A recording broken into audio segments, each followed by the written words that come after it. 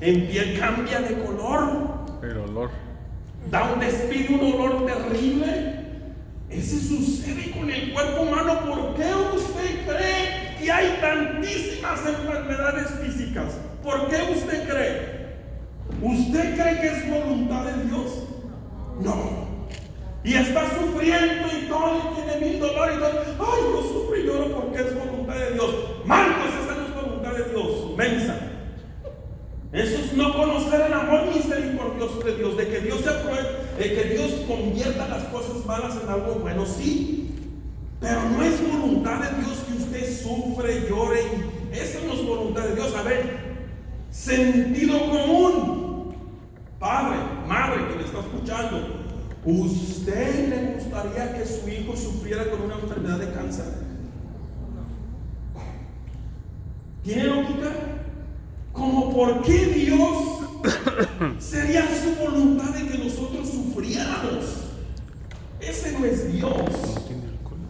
Ahora, lo que Dios sí no quiere es que esa enfermedad nos quite la vida espiritual o reneguemos de Dios. Por ejemplo, cuando Jesús está en el patíbulo, están otras dos personas crucificadas. ¿Quién dice amén? Amén. Una a la izquierda y el otro a la derecha.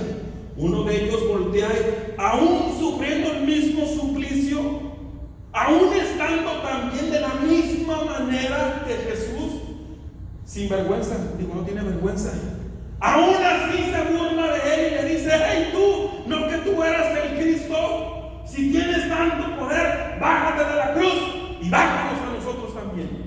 Esa es una vergüenza, de veras, no, con razón lo estaban crucificando. Estaba sufriendo el mismo suplicio y aún así se burla del Señor.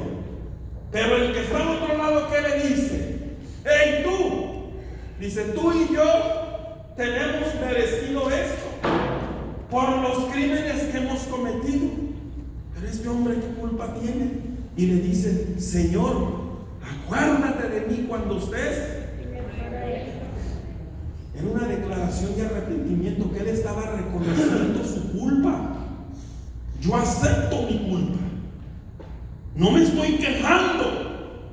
Lo que me está pasando, no me estoy quejando como el otro menso que está allá. Por lo tanto, Señor, acuérdate de mí. ¿Y qué le dijo el Señor?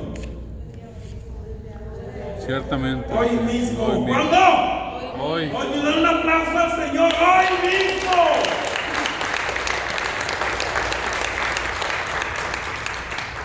Hoy mismo estarás conmigo. Dice la palabra de Dios en la carta a los Romanos, capítulo 5, verso 12. Dice: como por un hombre entró, esto, el que les leí, pero quiero que la traiga apuntada.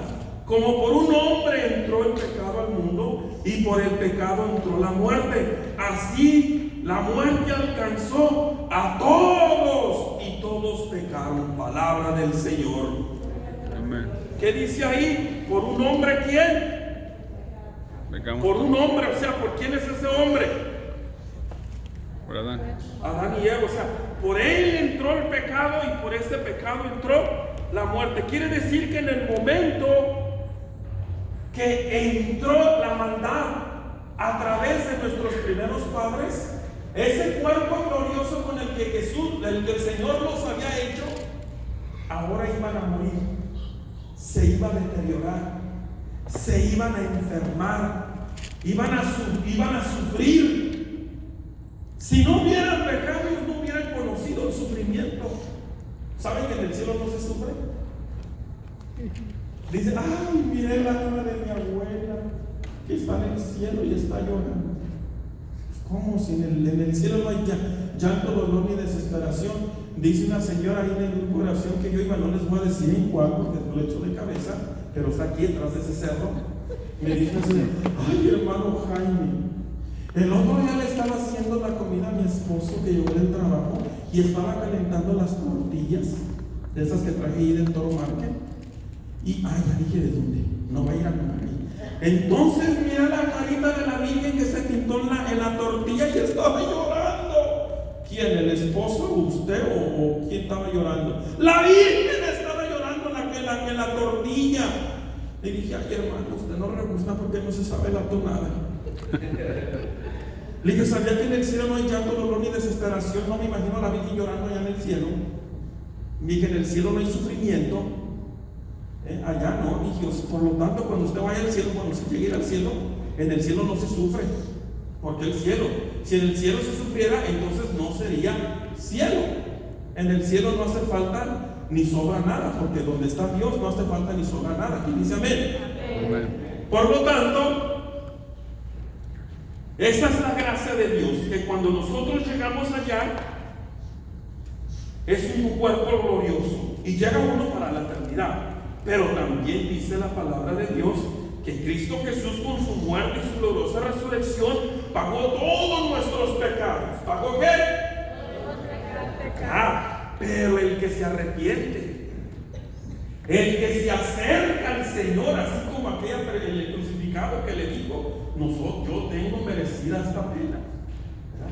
El que se acerca al Señor dice, vuelvan a mí con llantos, con lamentos, con ayunos, desgarren su corazón y no sus vestidos. Vuelvan a mí con todo su corazón. Así como el hijo pródigo, ¿se acuerdan del hijo pródigo?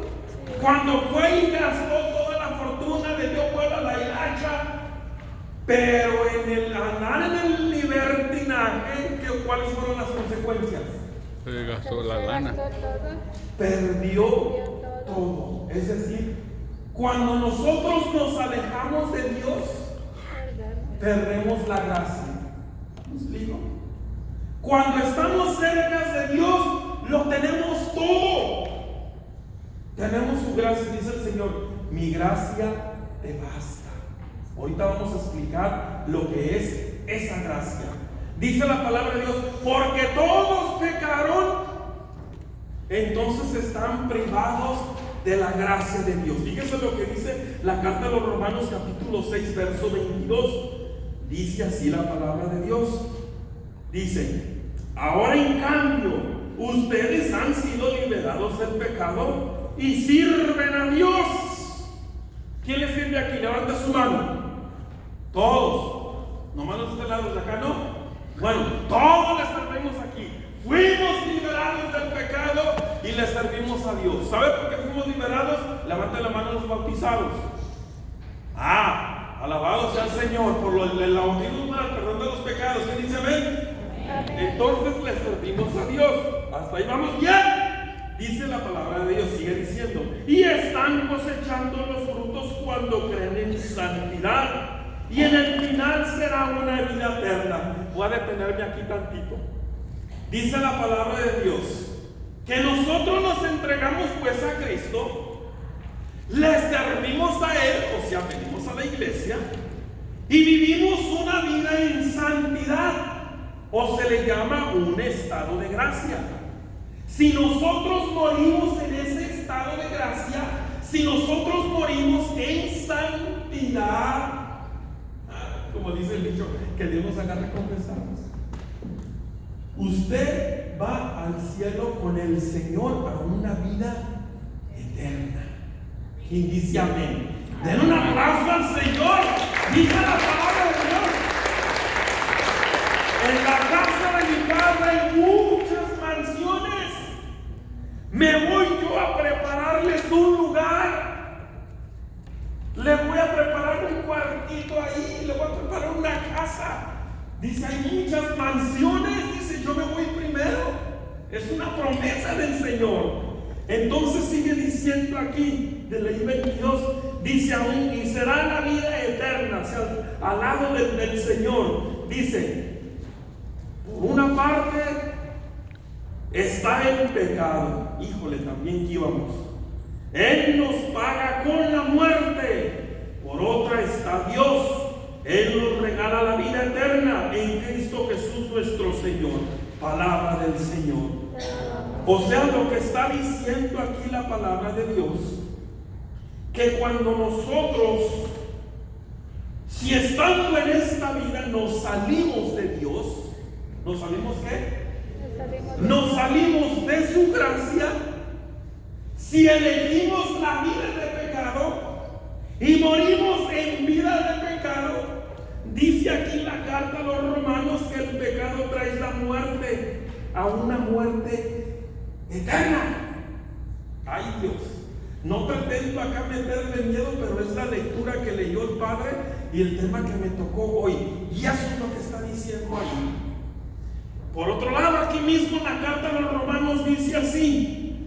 Dice, ¿cómo podrían ignorar esto? Dice, en cuanto ustedes se entreguen a alguien para ser sus esclavos y cumplir sus órdenes, estos son sus esclavos y tienen que obedecerle. Si este dueño es el pecado, irán a la muerte, pero si obedecen a la fe, llevarán a una vida santa. Palabra del Señor.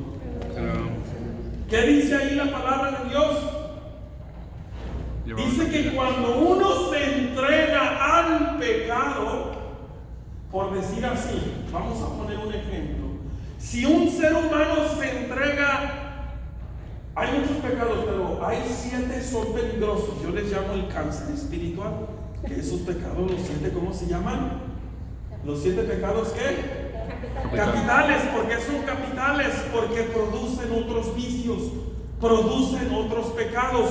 Si un ser humano, una persona se entrega, por decir así, al pecado, se me ocurre ahorita al de lujuria.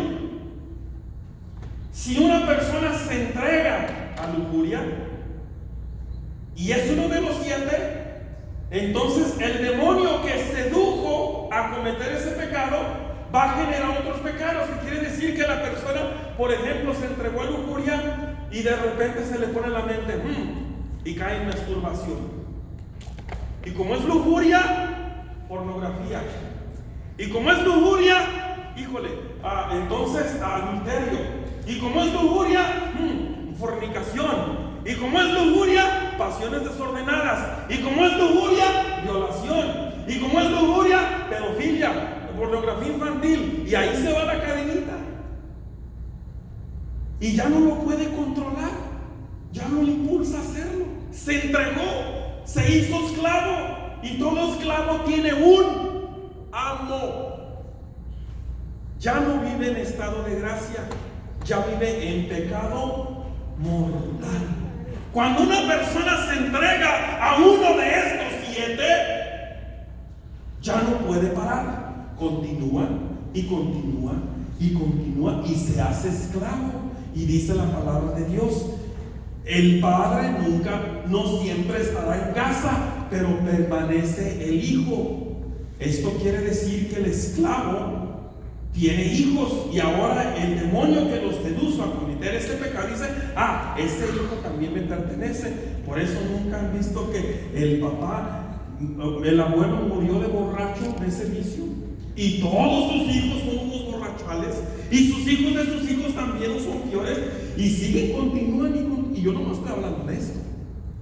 Pero imagínense, son 7 y cada uno de esos 7 va incrementando, se hace esclavo. Entonces la persona no vive en gracia, vive en pecado mortal. Y como cae en pecado mortal, entonces la persona está viviendo lejos de Dios, separado de Dios. Dice el catecismo de la iglesia, para que el pecado sea mortal, porque he dicho, ¿y qué es un pecado mortal?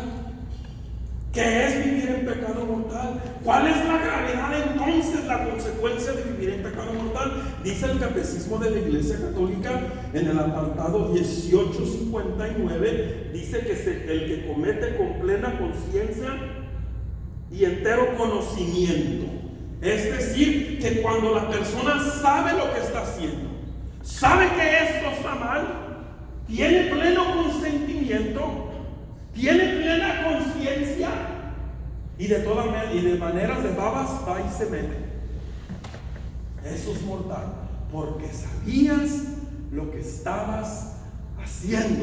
Por eso hay muchos demonios todos los demonios no tienen perdón de Dios por el pleno conocimiento que tienen.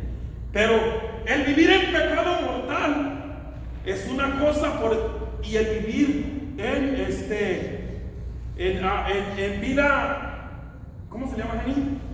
Habitual. En vivir en pecado habitual. Es decir, tengo pleno conocimiento de lo que estoy haciendo. Y sé que está mal, y de todo modo sigo viviendo. entonces ahí sí la persona está metida en un rollo bien grande. Ay, gracias, hermano, gracias. ¿Por qué? Porque está viviendo en pecado, o sea, no está viviendo en santidad, no está viviendo en gracia. Entonces aquí tenemos un problema. Porque resulta que la persona viene a la iglesia, viene al grupo, y uno puede vivir en pecado mortal y nadie se da cuenta. O también algunas veces los coordinadores saben, pero se hacen de la vista gorda. Mejor lo dejan así cuando no saben que se están metiendo en el mismo lío. ¿Por qué? Porque sabe que están mal y los está permitiendo. Hay entonces hay varias maneras, consecuencias de vivir en pecado mortal. Dice el Catecismo de la Iglesia Católica en el apartado 1855, dice: el pecado mortal destruye la caridad en el corazón del hombre por una infracción grave de la ley de Dios. Aparta al hombre de Dios en su último y benaventuranza, prefirió el bien inferior. ¿Qué quiere decir esto? Tres cosas dicen acá. Dice primeramente que el pecado mortal mata la caridad en el corazón. Es decir, la persona tiene una decisión: la ley de Dios, la voluntad de Dios, lo que Él me manda o lo que yo quiero. Yo quiero vivir en pornografía, me importa un comino. Y la persona vive en pornografía. Yo quiero vivir en fornicación y me vale. Y me junto con la persona esta. Y ya ha sido casada. Hubo un momento que decidió. Hubo un momento que tuvo esa decisión. Hubo un momento cuando todavía no está tan avanzada la cosa. Hubo un momento para poder decir sí o no. Cuando yo estaba joven, bello y esbelto, bueno, todavía, pero cuando estaba soltero, y cuando yo tenía por ahí unos 15, 16 años, a esa edad, cuando yo me empecé a fijar en las mujeres, lo que primero pensaba: ¿será casado o será soltera? Y me dice una vez un amigo: ay, ¿qué tiene? Da lo mismo. Y yo: oh, no. Y yo era un paganazo en ese entonces, yo no sabía nada de Dios. Dije: si es casada, yo no tengo nada que ver ahí. Cuando mi esposa y yo éramos novios, cuando ya empezamos nosotros ya a platicar: oye, ¿te quieres casar conmigo? Me dijo mi esposa. Cuando le propuse matrimonio, nunca me cruzó la mente irme juntido con ella. Jamás. Hay algo que me decía: haz las cosas bien, como porque hacerlas mal. Hubo un momento exacto donde uno puede continuar y donde uno puede retroceder. Pero ¿qué es lo que ahí donde se encuentra la voluntad de Dios? Señor, ¿qué tú quieres? Ya conociendo la ley de Dios, yo sabía que estaba mal seguir si nada más me junto con ella. Yo sabía que estaba mal y yo no sabía nada de Dios, yo no sabía nada de Biblia, pero hay algo que me decía: no, yo voy a hacer las cosas bien. Y hablamos con su familia de ella. Y nos dijo alguien: ay, ¿por qué no van a su junta ni ya? No. Esos eran su rancho, el mío no. Esos eran su familia, la mía no. Hicimos las cosas bien desde el principio. ¿Cómo somos perfectos? No. Pero hubo un momento para decidir. Entonces, el problema está acá: que cuando uno vive lejos de Dios, hay consecuencias espirituales, hay consecuencias físicas, hay consecuencias por todos tipos, consecuencias de enfermedades, consecuencias espirituales del corazón, por todos lados. Dice el Catecismo de la Iglesia Católica en el 1857, dice: la raíz del pecado está en el corazón del hombre. O sea, viene un momento, hermanos, que en tu corazón el diablo va a llegar y te va a aconsejar algo. En tu alma, en ti, y yo: hazlo, no lo hago. Y te aconseja. Y dice en el Evangelio de San Juan que el ladrón, cuando entra a robar, dice: el que entra al corral de las ovejas por cualquier otro lado y no por la puerta, es un ladrón y un salteador. Dice, cuando llega el pastor de las ovejas, dice, las ovejas escuchan su voz, reconocen su voz, reconocen la voz de su pastor. Otra voz no la reconocerán. Sí, pero ¿qué tal si se mete por el ladrón por una ventana? ¿Por dónde se metió esa voz que le hicimos caso? Entonces, dice ahí la carta de los Romanos, puesto que todos pecaron, todos están privados de la gracia de Dios. Ahora sí vamos a la gracia de Dios. Todos pecaron, o sea, todo ser humano, o más que nada ya ahorita estas fechas, porque está el sacramento de la reconciliación. Pero cuando hay pecado mortal, se pierde la gracia de Dios.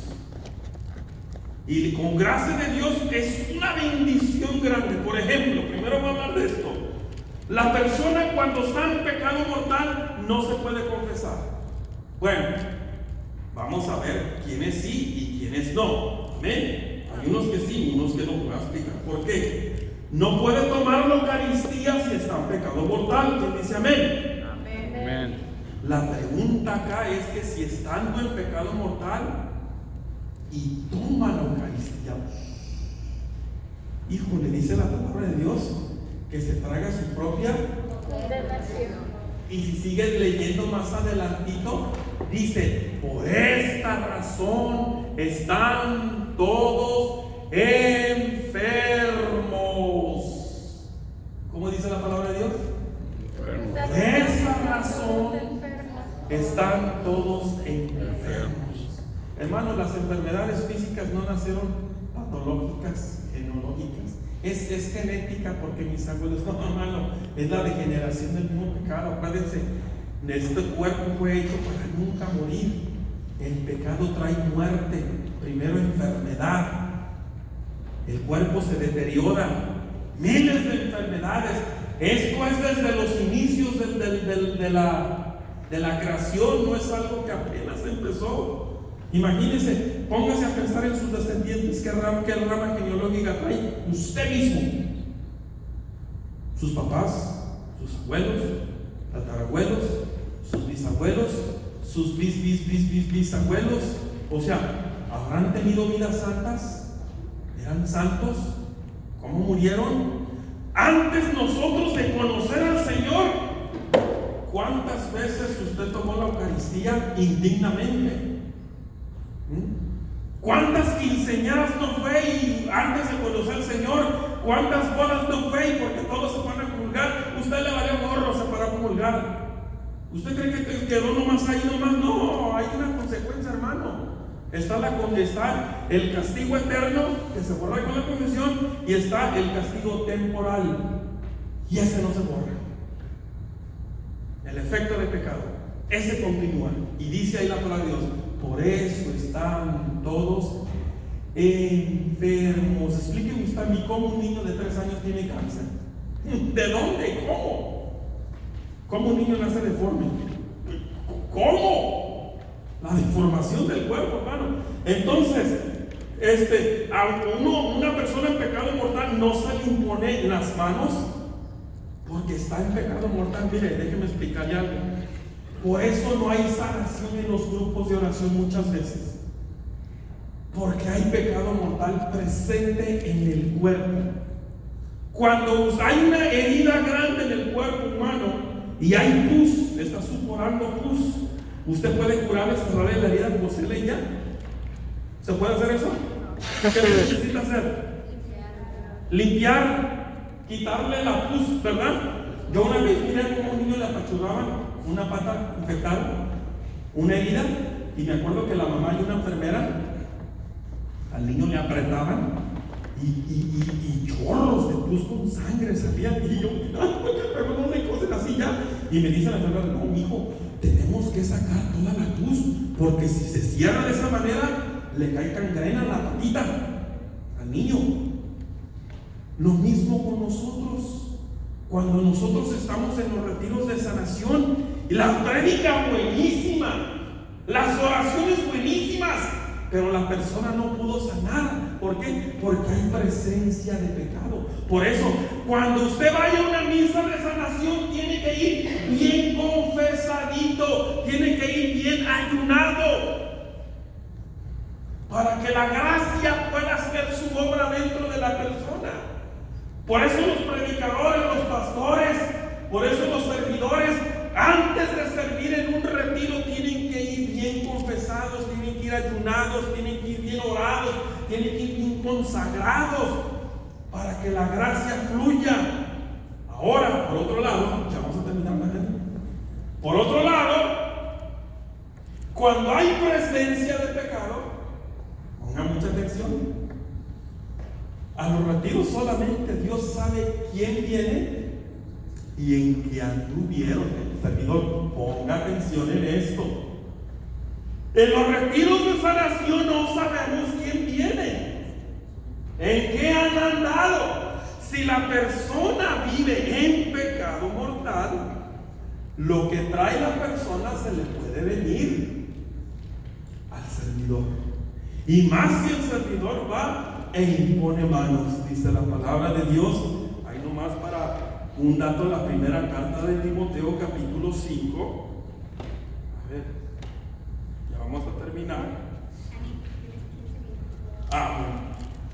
Primera carta de Timoteo, capítulo 5, verso 22.